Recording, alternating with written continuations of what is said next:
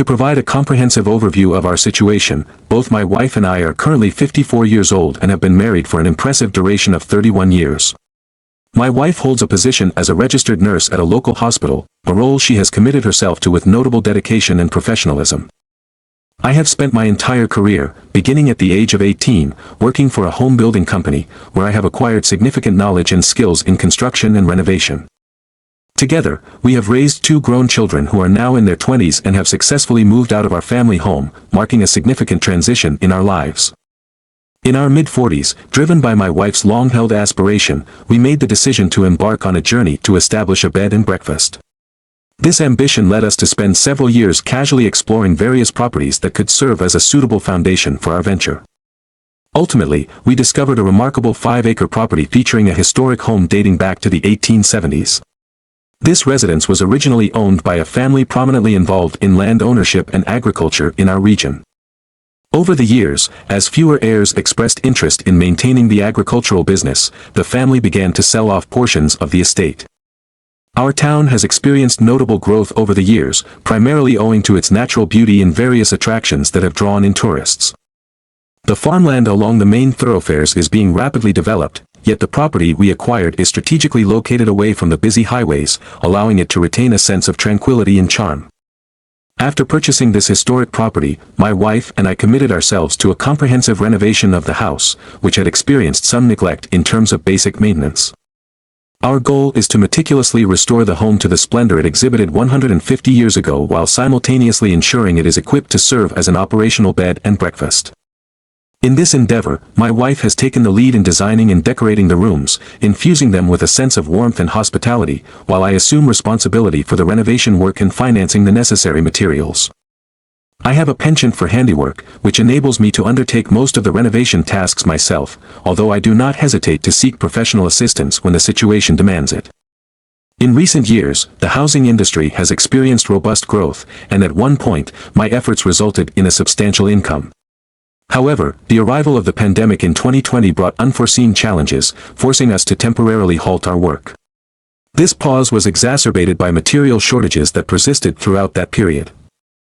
My wife, as a frontline healthcare worker, devoted herself tirelessly to her responsibilities at the hospital, often going without a break for 18 continuous months. Last year, she regularly worked for weeks at a stretch without taking a single day off. During this time, the medical staff formed close bonds, sharing living accommodations and rotating in cycles of 4 weeks on duty followed by 2 weeks off. Throughout this tumultuous period, my wife exhibited immense compassion, often extending her support to fellow employees in need. She witnessed firsthand the struggles of young parents unable to visit family, leading her to dedicate her time off to assist those who truly required help. This experience markedly altered her perspective, as the harsh realities of the pandemic, seeing patients placed on ventilators and witnessing loss, left a profound impact on her. Consequently, she began to exhibit a change in her demeanor and emotional distance, which I initially attributed to either the toll of her experiences or the effects of aging. Attempts to engage in discussions about our relationship and intimacy were met with her explanations that she simply did not feel the same as she once did. Despite this shift, we continued to collaborate closely on the renovations of our home. We eagerly planned excursions to an area within our state known for its significant Amish population, renowned for its exceptional woodworking and sewing craftsmanship. We have successfully purchased several pieces of furniture for our bedrooms along with exquisite handmade quilts, enhancing the aesthetic appeal of our bed and breakfast. Recently, we were preparing for a 3-day trip with the intent to acquire dining room furniture from this region. In addition to the furniture, I engage in a side job where I barter for wood harvested from dismantled barns, a resource that is increasingly in demand. However, my employer notified me that everyone would be required to work throughout the week due to the successful procurement of necessary supplies. I conveyed to my wife that we could still manage to go on Saturday and Sunday. On Friday morning, however, she informed me of her plans to attend a nearby fall festival that evening with some of her coworkers. That night, I visited a local bar, where one of her colleagues approached me. Curious about my wife's trip, I inquired whether she was also participating. To my surprise, the colleague was unaware of such plans. This prompted me to send a text to my wife, asking if she had arrived safely and who was accompanying her. Her response indicated that she was with 2 friends, one of whom was identified only as Stevie. Initially, I assumed that this name referred to a woman I had heard mentioned in previous conversations. Upon asking her friend in the bar if she was familiar with Stevie, I was informed she did not recognize that name but did mention a male colleague named Steven who worked alongside them. This revelation raised questions in my mind, exacerbating my concerns about the changing dynamics within my wife's life and the impact it might have on our marriage. On Sunday afternoon, my wife returned home carrying several bags filled with various household items. Among these were tablecloths, napkins, kitchen towels, and additional accessories intended for our domestic space. As she began to show me the items she had purchased, she discovered a smaller bag nestled inside one of the larger ones. Upon peering into this bag, she reacted with surprise, stating, "Oh, not this bag, it's not for us." Initially, I chose to disregard her comment, thinking nothing of it. However, my curiosity led me to inspect the bag later, and I found it contained decorations meant for a man cave, specifically themed around a college sports team to which I had no allegiance. With this discovery, I felt compelled to initiate a conversation with my wife about the trip she had just returned from. I inquired once more about the individuals who had accompanied her, and she repeated the names of the 3 people she had mentioned previously. Among those, I had specifically asked about Stevie, who we had not yet met. She described Stevie as a female colleague, which prompted me to confront her about the hidden bag. After revealing its contents, I pressed her again for more information on who Stevie truly was.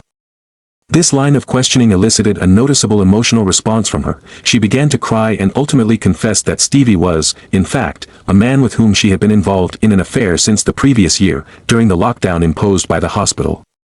In the aftermath of her admission, the dynamic within our household shifted significantly. My wife relocated to one of the completed bedrooms, while I remained in our shared bedroom. Recognizing the severity of our situation, I decided to consult with a lawyer the following Monday. This decision arose from my uncertainty regarding how to navigate the complexities of the house, our business, and the status of our marriage. It was apparent to me that her remorse centered around being discovered rather than any genuine regret for the affair itself. When I asked her if she would terminate her relationship with Stevie, she hesitated, indicating uncertainty. As the weeks progressed, my life became increasingly hectic due to my work and side jobs, but the tension between my wife and me continued to escalate. After my consultation with the lawyer, I learned that he advised me to attempt to resolve our issues amicably before involving him in the ongoing situation. Our house, which had been an operational business, was now dormant, meaning we could not sell it as a business asset. Instead, we would need to market it as an unfinished property, a decision that would likely diminish its value significantly. Having invested over $100,000 into the house, excluding the mortgage, I knew that involving a real estate attorney, as my lawyer suggested, would incur substantial fees. In an effort to engage my wife in dialogue, I approached her with the hope of discussing our situation further. However, she appeared to be resolute and perhaps embarrassed by her actions. She requested that I leave the house, but I made it clear that I had no intention of complying with her demand. In response, she proposed that I surrender the master suite and move into one of the other bedrooms. Again, I expressed my unwillingness to acquiesce to her request. She then threatened to relocate all of my belongings into the foyer over the coming days, effectively forcing me to make a decision regarding my accommodation within the house. At that point, I opted to cease the conversation. Choosing to assert some control over the situation, I retrieved a new door lock equipped with a push-button keypad from my storage area. Originally intended for use when we had guests, this lock offered the advantage of enabling me to change the combination after each visit. I installed it on the door of the master suite. The following day, upon returning home after work, I was met with a barrage of furious messages from my wife. She expressed outrage at being locked out of her bedroom. After exchanging messages filled with tension, I proposed that we sit down and talk, a suggestion she ultimately accepted. Later that evening, we found ourselves seated together. I opened up about the profound hurt I felt upon discovering her infidelity, emphasizing that I wished she had communicated her dissatisfaction with our marriage instead of seeking solace outside of it. She remained uncommunicative, prompting me to continue by stating, from my perspective, our marriage was effectively over. She acknowledged my statement with a simple nod. I informed her that I had consulted with an attorney, which visibly surprised her. I conveyed the lawyer's suggestion that it would be in our best interest to reach an agreement on our issues, particularly since our most significant asset was the house. Selling it would almost certainly result in a considerable financial loss. To my astonishment, she smiled and claimed she could prove that she had been solely responsible for paying the mortgage, asserting that the house rightfully belonged to her. I shook my head, clarifying that my attorney had confirmed the house was classified as a marital asset, given that both our names were on the mortgage. To illustrate my point, I produced several binders meticulously organized with receipts documenting the substantial amount of money I had invested in refurbishing the house. The totality of these receipts exceeded thousands of dollars and took her by surprise.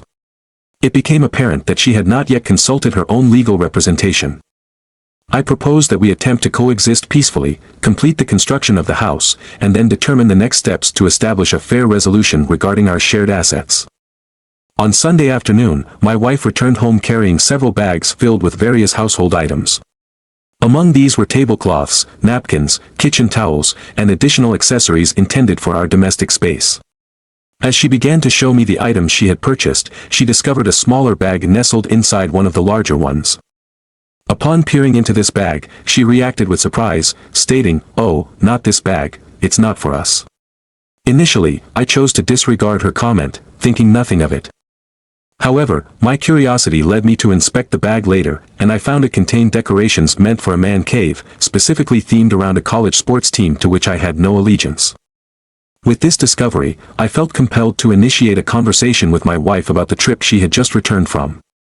I inquired once more about the individuals who had accompanied her, and she repeated the names of the 3 people she had mentioned previously. Among those, I had specifically asked about Stevie, who we had not yet met. She described Stevie as a female colleague, which prompted me to confront her about the hidden bag. After revealing its contents, I pressed her again for more information on who Stevie truly was. This line of questioning elicited a noticeable emotional response from her. She began to cry and ultimately confessed that Stevie was, in fact, a man with whom she had been involved in an affair since the previous year, during the lockdown imposed by the hospital. In the aftermath of her admission, the dynamic within our household shifted significantly. My wife relocated to one of the completed bedrooms, while I remained in our shared bedroom. Recognizing the severity of our situation, I decided to consult with a lawyer the following Monday. This decision arose from my uncertainty regarding how to navigate the complexities of the house, our business, and the status of our marriage. It was apparent to me that her remorse centered around being discovered rather than any genuine regret for the affair itself. When I asked her if she would terminate her relationship with Stevie, she hesitated, indicating uncertainty. As the weeks progressed, my life became increasingly hectic due to my work and side jobs, but the tension between my wife and me continued to escalate. After my consultation with the lawyer, I learned that he advised me to attempt to resolve our issues amicably before involving him in the ongoing situation. Our house, which had been an operational business, was now dormant, meaning we could not sell it as a business asset. Instead, we would need to market it as an unfinished property, a decision that would likely diminish its value significantly. Having invested over $100,000 into the house, excluding the mortgage, I knew that involving a real estate attorney, as my lawyer suggested, would incur substantial fees. In an effort to engage my wife in dialogue, I approached her with the hope of discussing our situation further. However, she appeared to be resolute and perhaps embarrassed by her actions. She requested that I leave the house, but I made it clear that I had no intention of complying with her demand. In response, she proposed that I surrender the master suite and move into one of the other bedrooms. Again, I expressed my unwillingness to acquiesce to her request. She then threatened to relocate all of my belongings into the foyer over the coming days, effectively forcing me to make a decision regarding my accommodation within the house. At that point, I opted to cease the conversation. Choosing to assert some control over the situation, I retrieved a new door lock equipped with a push-button keypad from my storage area. Originally intended for use when we had guests, this lock offered the advantage of enabling me to change the combination after each visit. I installed it on the door of the master suite. The following day, upon returning home after work, I was met with a barrage of furious messages from my wife. She expressed outrage at being locked out of her bedroom. After exchanging messages filled with tension, I proposed that we sit down and talk, a suggestion she ultimately accepted. Later that evening, we found ourselves seated together. I opened up about the profound hurt I felt upon discovering her infidelity, emphasizing that I wished she had communicated her dissatisfaction with our marriage instead of seeking solace outside of it. She remained uncommunicative, prompting me to continue by stating, from my perspective, our marriage was effectively over. She acknowledged my statement with a simple nod. I informed her that I had consulted with an attorney, which visibly surprised her.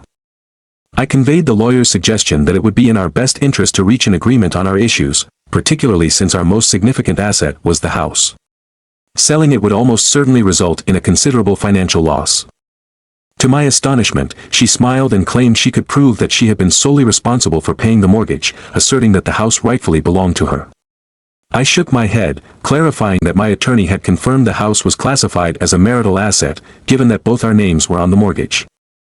To illustrate my point, I produced several binders meticulously organized with receipts documenting the substantial amount of money I had invested in refurbishing the house. The totality of these receipts exceeded thousands of dollars and took her by surprise. It became apparent that she had not yet consulted her own legal representation. I proposed that we attempt to coexist peacefully, complete the construction of the house, and then determine the next steps to establish a fair resolution regarding our shared assets. The current situation entails the completion of the house followed by the establishment of a bed and breakfast business. At that juncture, she would have the financial capacity to buy me out of the business. However, she has remained resolute in her stance, stubbornly insisting that I vacate the premises, otherwise, she has plans to move Stephen, referred to as Stevie, into the house. This ultimatum prompted me to rise from my seat and retrieve a glass of water, allowing myself a moment to gather my thoughts and assess the gravity of the situation. Upon my return to the table, I firmly articulated my position, stating that if I were to observe him in the house or on the property, I would take immediate action to dismantle any work that I had contributed.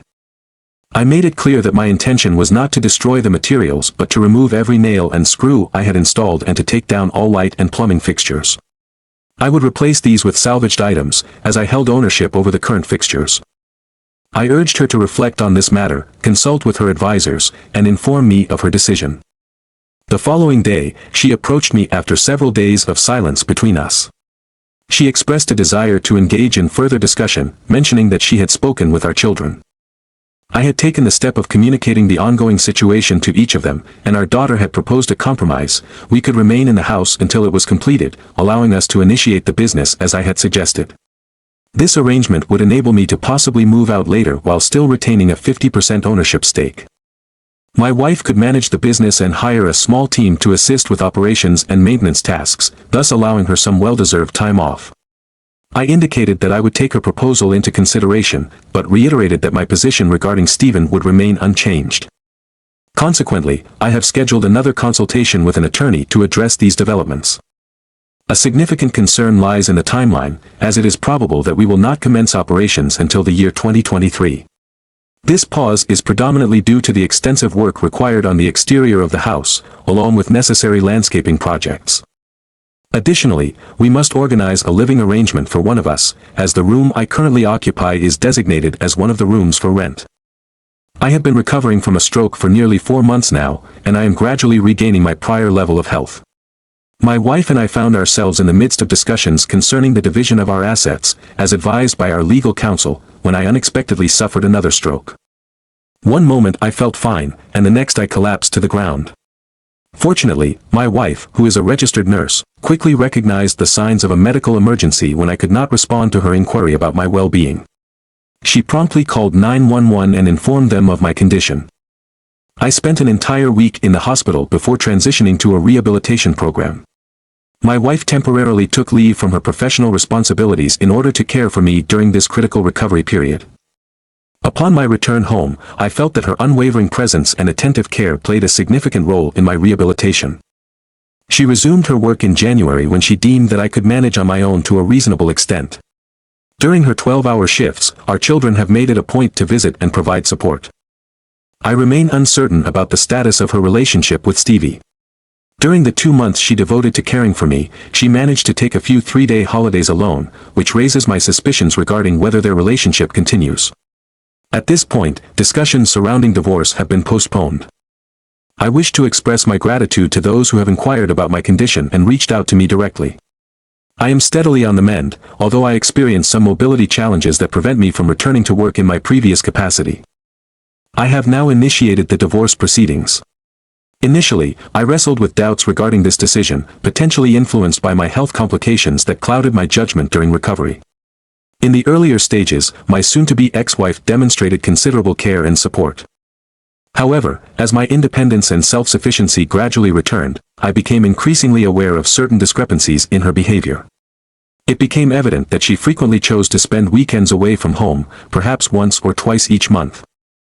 Our children have been visiting during those weekends to assist me, and it has since struck me that she may have been engaging in activities with Stevie during those absences. Our children quickly discerned the situation. My daughter, especially, has chosen to distance herself from my soon-to-be ex-wife, resulting in a now non-existent relationship between them, which is regrettable. In contrast, while my son disapproves of her actions, he has not completely severed ties. We have engaged in discussions relating to divorce and the division of our assets, and it appears that we will be able to navigate this process amicably. Given our financial situation, it seems neither of us is in a position to afford purchasing the other's share of the assets. We have engaged the services of a business broker who has successfully identified a company that operates in a manner somewhat akin to Airbnb.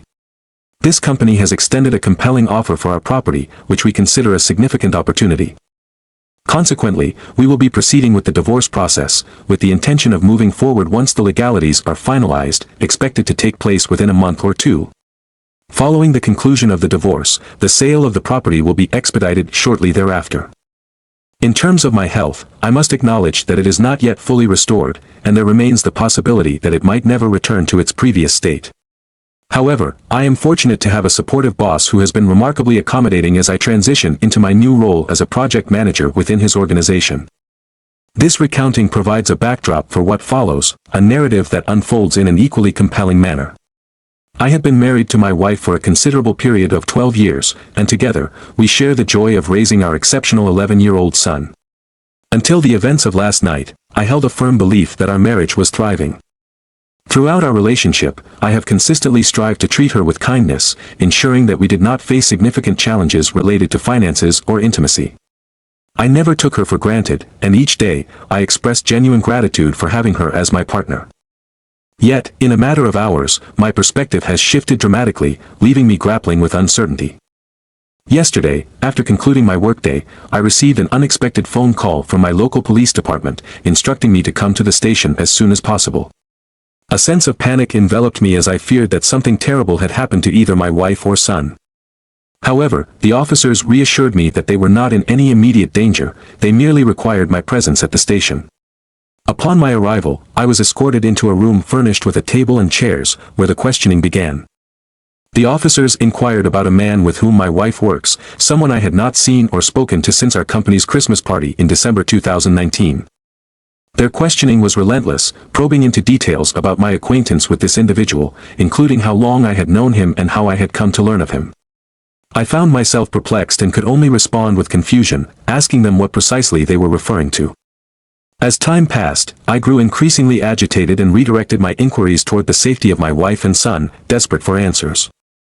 This exchange continued for approximately 2 hours, during which the officers intermittently left the room for 15 to 20 minutes before returning to resume their interrogation, evoking a sense of déjà vu reminiscent of a cliché cop drama. During their final return, the officers displayed a video on a tablet, which depicted my wife engaged in an intimate encounter with the aforementioned man from her workplace. My emotional response was overwhelming, I could hardly comprehend the scene unfolding before me. In the aftermath, I found myself screaming in disbelief and confusion, unable to process the gravity of the situation. A severe panic attack ensued, prompting a paramedic to assess my condition. He recorded alarmingly high blood pressure readings and suggested I seek medical attention at a nearby hospital. However, my primary concern lay in locating my wife and son, and I chose to forego the hospital visit. Once I regained some composure, the officers provided context for the shocking video. They informed me that the man depicted in the footage had been involved in an extramarital affair with my wife and had also been engaging in similar indiscretions with several other women.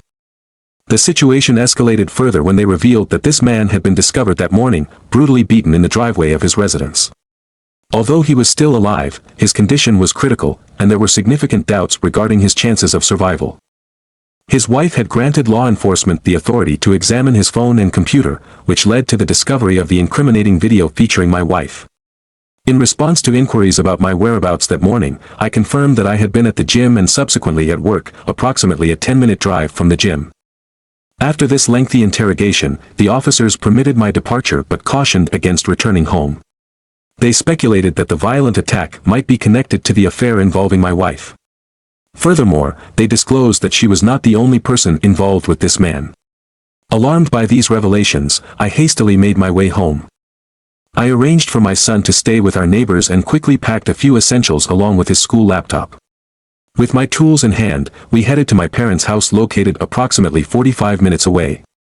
As of this moment, I remain without any communication from my wife. Her phone consistently goes to voicemail, compounding my anxiety and uncertainty. I have attempted to reach the officer who initially contacted me, and he informed me that my wife is currently at the hospital with the man with whom she has been unfaithful. Presently, I find myself in bed, my son nestled on one side and my tools on the other, while my father rests in a chair in the living room, his own tools resting on his lap. I have not slept in over 30 hours, and the sense of loss and confusion envelopes me, leaving me in a state of emotional turmoil as I grapple with the reality of this distressing situation. Update: for those who may question the authenticity of my account, I can only express my sincere desire that this were not true. It is a stark reminder that sometimes, real-life events can be even more astonishing than fiction.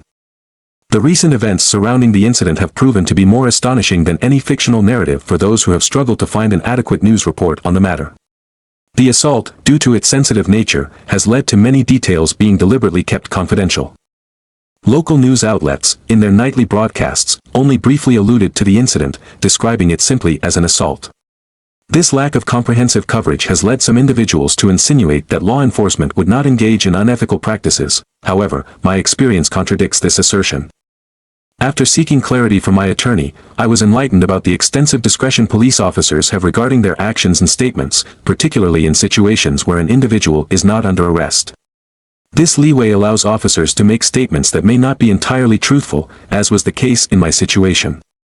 When I reached out to the detective concerning my wife's whereabouts, he falsely informed me that she was at the hospital with her lover. In reality, she had been admitted to the psychiatric facility of the hospital much earlier that day, while he was still undergoing surgery. The reasons for such fabrications remain unclear, yet they have profoundly shaken my trust in law enforcement. Upon regaining consciousness that afternoon, I promptly contacted my uncle's law partner, who is also a family friend. He came to my parents' house to discuss my legal options, and his entire law firm has since taken on my representation in both the divorce proceedings and the criminal defense case. On that Sunday, he successfully secured an emergency custody order, along with a protective order aimed at safeguarding my son, my parents, and myself against my wife. Our court date has been set for approximately 60 days from now, during which the police served her with the protective order as she left the psychiatric hospital. According to her brother, who is a close confidant of mine, she did not react well to this news. Presently, she is residing with her parents, and I have not yet had a conversation with her. She has made no attempts to initiate contact with me either. The reasons for this lack of communication remain ambiguous. It could stem from feelings of shame, indifference, or the constraints imposed by the restraining order. Regardless, I find solace in the realization that my wife is not the individual I once believed her to be, a realization that I regret not coming to terms with earlier. This situation necessitated an urgent conversation with my son, during which I chose to be forthright, yet age-appropriate in my explanations. To my surprise, his immediate response was a heartfelt plea, requesting that I not allow Mommy to take him away. When I inquired about his statement, he explained that my wife had been treating him poorly in my absence, threatening that if he confided in me, she would ensure he would never see me again. It became evident that she had been emotionally damaging our son, a reality I had previously overlooked. This revelation impacted me far more profoundly than any discomfort caused by the video of the incident. After discussing my son's concerns with my lawyer, he utilized this information, in conjunction with my wife's unstable mental state, to pursue emergency custody on my behalf. Additionally, I have reached out to my son's school to obtain therapy resources, and he is set to begin therapy in the upcoming new year. The weight of this situation has left me feeling like a deficient father. In the context of our families, my wife's parents reached out to me on Tuesday, expressing their desire to visit. At the time, I was still at my parents' house, and while I agreed to their visit, I made it explicitly clear that my wife would not be permitted to join us. They accepted this condition and displayed an overwhelming sense of remorse during their visit. Her mother was visibly distressed, shedding tears throughout the encounter, while her father expressed a deep sense of sorrow, referring to my wife as that girl. Both parents conveyed their belief that something was fundamentally wrong with her character and insisted that they never raised her to behave in such a manner. We shared a heartfelt embrace, filled with tears, before they departed, and I reassured them that they would continue to be an integral part of our lives, irrespective of the outcome of the divorce proceedings. Their visit was, in fact, one of the most arduous aspects of this entire situation, especially following the revelations concerning my son. The diligence exhibited by my legal team has been remarkable. They unearthed some troubling information regarding the man my wife was involved with, who has an extensive criminal history. One attorney informed me that the length of his arrest record was so substantial that the printer took 5 continuous minutes to produce the documentation. Currently, he is on parole for offenses related to controlled substances and has had previous associations with gangs. Although he is still alive, his condition remains critical, and there is speculation regarding his chances of survival. My law firm's investigator had the opportunity to contact the coworker who transported my wife to the hospital. This individual revealed that the affair had become an open secret within the workplace. My lawyers suspect that this is how law enforcement identified both me and my wife in the surveillance video, as there exist several photographs from last year's Christmas party at her office, further complicating the situation. My wife and I find ourselves at the center of an extraordinarily challenging and emotionally draining situation. I have reached a state of profound numbness, compounded by feelings of loss and heartbreak. This inability to feel has rendered my experience surreal, as if it is unfolding in a dream rather than my actual life. I am left questioning the duration of this emotional detachment and contemplating any potential methods to navigate through this numbness more effectively and expeditiously. The emotions I have shared seem to belong to someone else, leaving me in a disconcerting state of disconnection from reality. In an update regarding my circumstances, I wish to convey my heartfelt appreciation to everyone who has responded to both my initial post and the subsequent update. The support from this community has proven invaluable during this tumultuous time. I apologize if I have not been able to respond to each message individually. The volume of responses has been overwhelming, making it challenging to keep pace with all of them. I am relieved to report that my son is showing significant improvement. He commenced therapy in the first week of January, and we are already observing a noticeable enhancement in his demeanor and emotional state. Following our discussions, I sought his permission to communicate with his therapist, to which he acquiesced.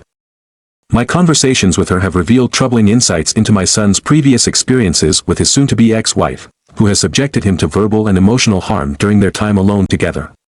He faced restrictions that forbade him from making noise or engaging with her in any way when at home. There were instances where she would leave him unattended for extended periods, including overnight, when I was away. Furthermore, she would threaten him with the possibility of being taken away and losing contact with me if he ever disclosed this behavior to anyone, including myself. The therapist articulated that these experiences cultivated a sense of powerlessness and dependency in my son, inhibiting his development at a crucial juncture when he should be fostering feelings of empowerment and independence. In response to this situation, I have taken proactive measures to enhance his safety and self-reliance. I have purchased a mobile phone for him and assisted him in memorizing important family members' contact information and relevant addresses. Together, we have engaged in lessons on situational awareness, where I have taught him to recognize street names and understand how to read the addresses on buildings. Additionally, we have conducted role-playing exercises to equip him with the skills necessary to seek help from strangers and clearly communicate when he is in distress and requires assistance. Although these steps may appear straightforward, it is important to recognize my son's naturally introverted and shy disposition, especially in uncomfortable situations. Despite only practicing these strategies for a few weeks, I can already perceive a significant boost in his confidence. Moving forward, I welcome any additional suggestions on how to further enhance his sense of self-reliance. His safety and well-being remain my paramount priorities.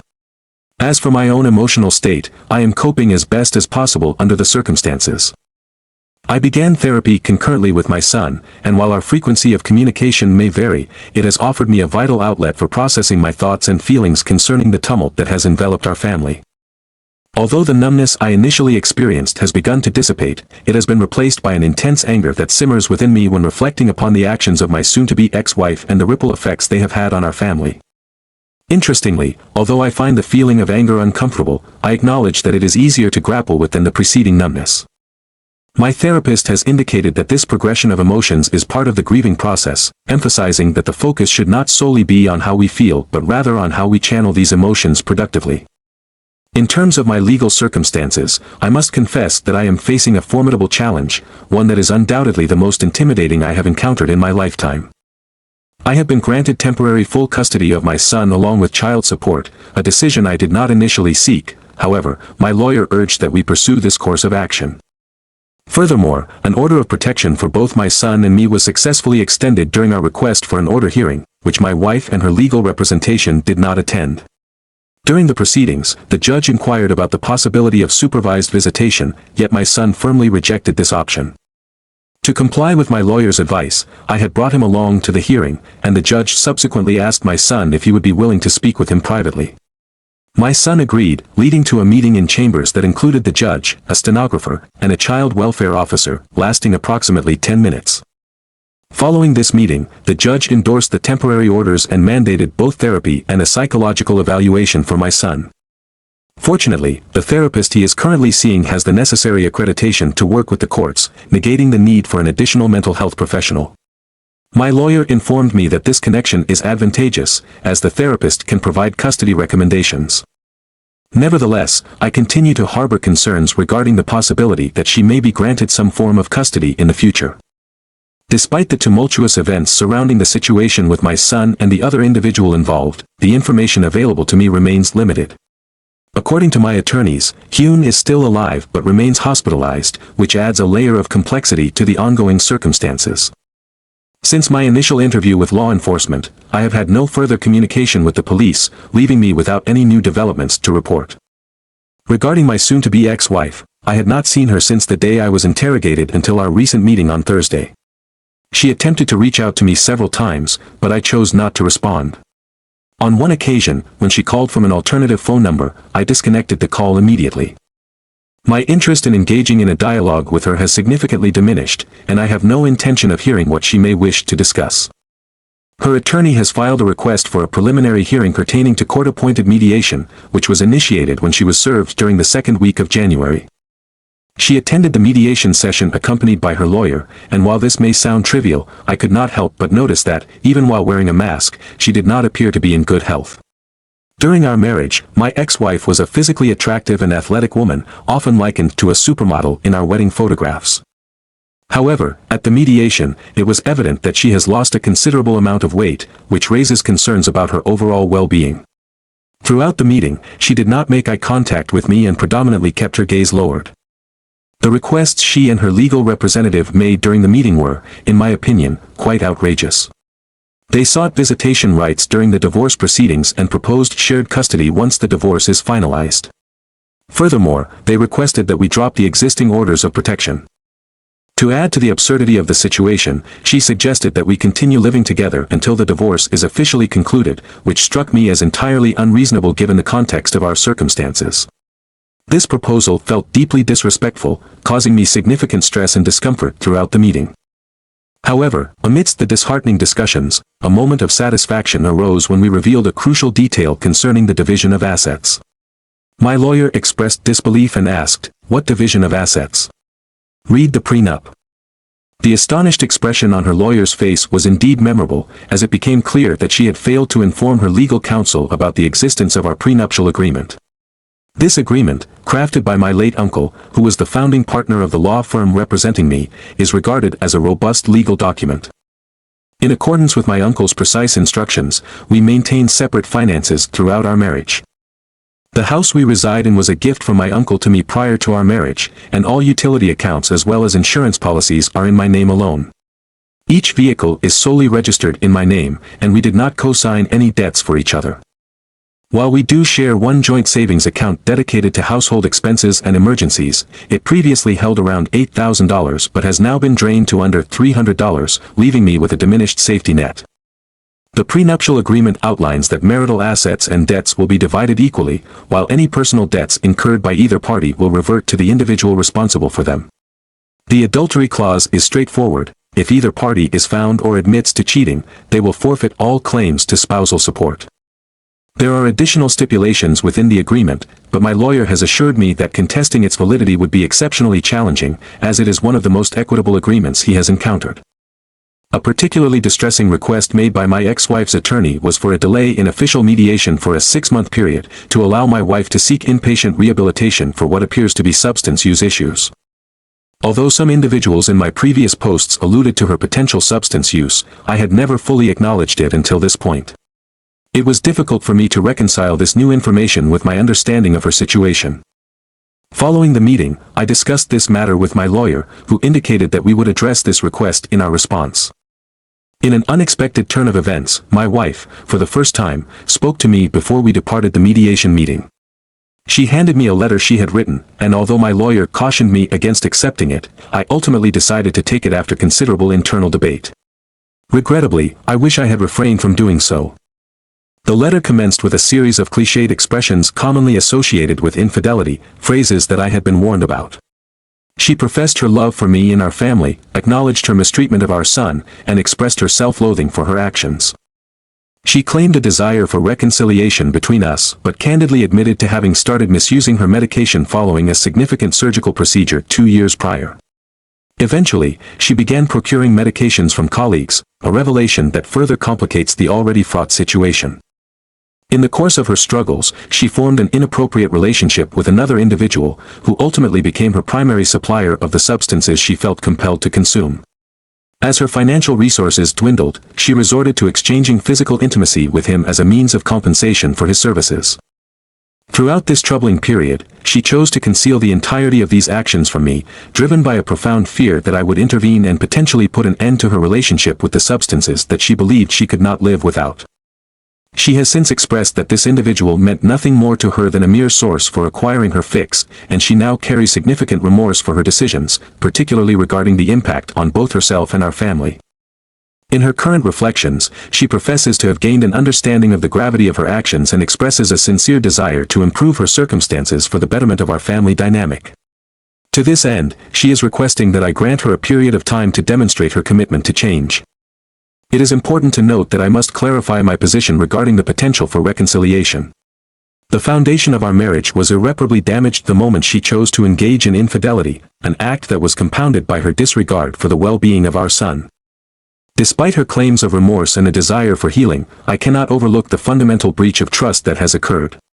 This leads me to a profound sense of introspection. I find myself questioning how I could have been so unaware during this entire ordeal. It creates a sense of self-doubt, making me feel like an exceptionally gullible and oblivious individual. Moreover, I am grappling with the appropriate course of action in response to this situation. I am faced with the difficult decision of whether to completely discard the notion of any future relationship or to consider the possibility that my feelings of betrayal remain warranted. The emotions I am currently experiencing, anger and resentment, are overwhelming, and I struggle to find a way to interact with someone who is actively battling the severe challenges that accompany addiction. This situation leaves me in a state of confusion and hopelessness, as I navigate the complex and painful realities that have unfolded.